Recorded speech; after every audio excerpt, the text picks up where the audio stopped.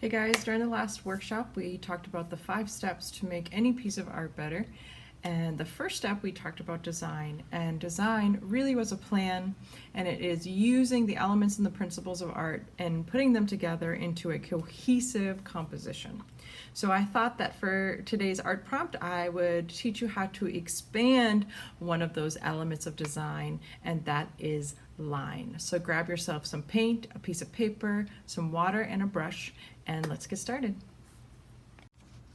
All right, so here I am again, friends. Again, just some water, a paintbrush, and if you don't have a nice paintbrush with a long bristles, then you should get yourself one. This is really nice for details and also to make really juicy, yummy lines.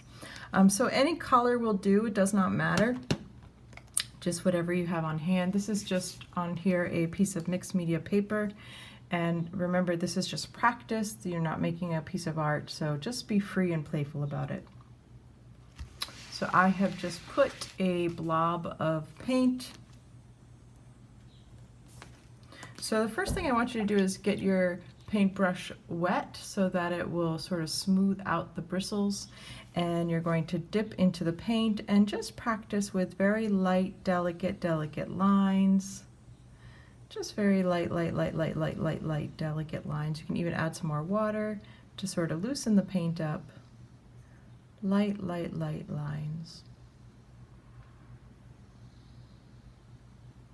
Then you're going to want to test out seeing if you can sort of put more weight on the brush, more pressure down on the bristles, the brush bristles, and see if you can create thicker lines.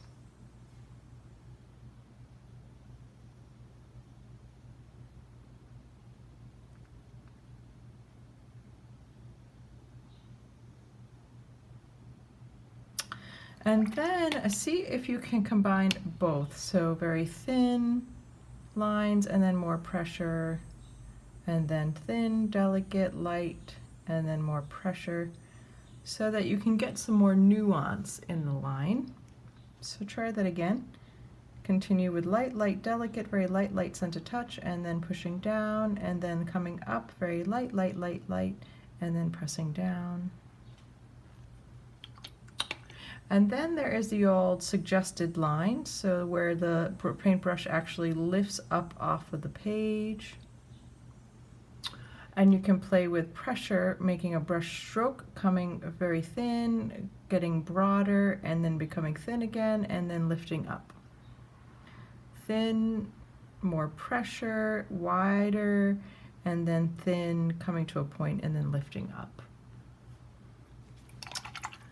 Then you want to play with these are all straight lines, so see if you can create some sort of wobbly or wiggly or curvy lines.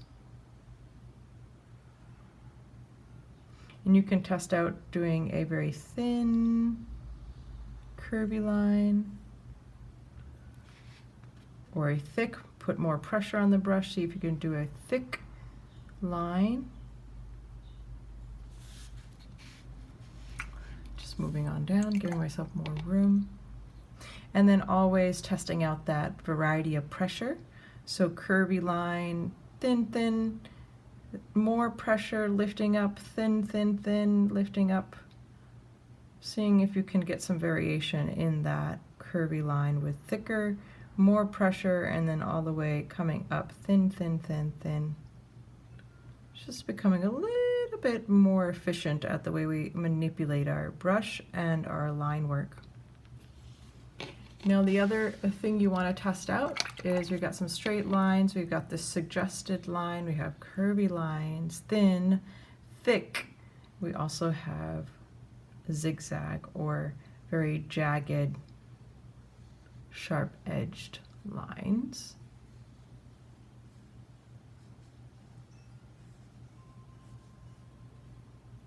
And testing out the very end here, a variety of pressure. So very light, delicate, thin, changing direction, getting thick, maybe lifting up. Again, remember that suggested line, maybe I lift up off the page, and then zigzag, and then pressure, lift up, delicate light thin line, pressure, down, lift up, skip, lift up off the page, pressure, thin, thick, lift up.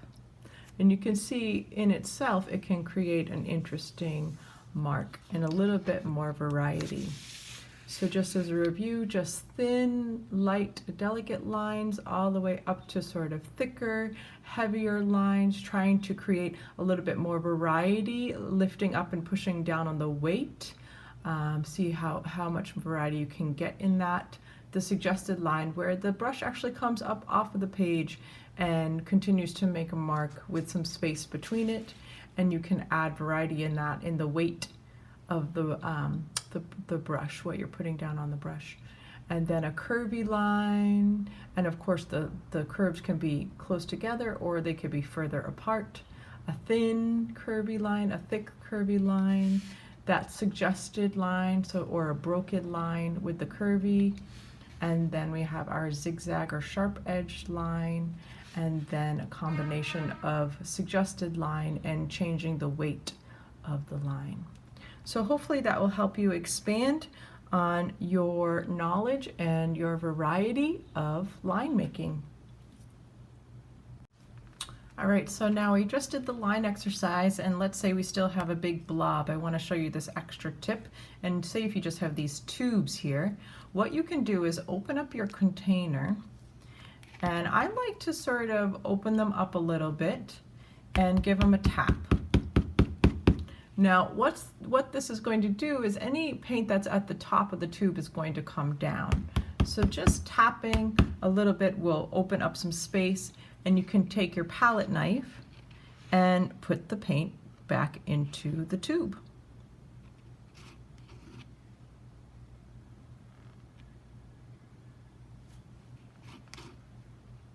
So I like to do this if I have a lot of paint out that I want to save. Just sort of put it right back into the tube and you're good to go.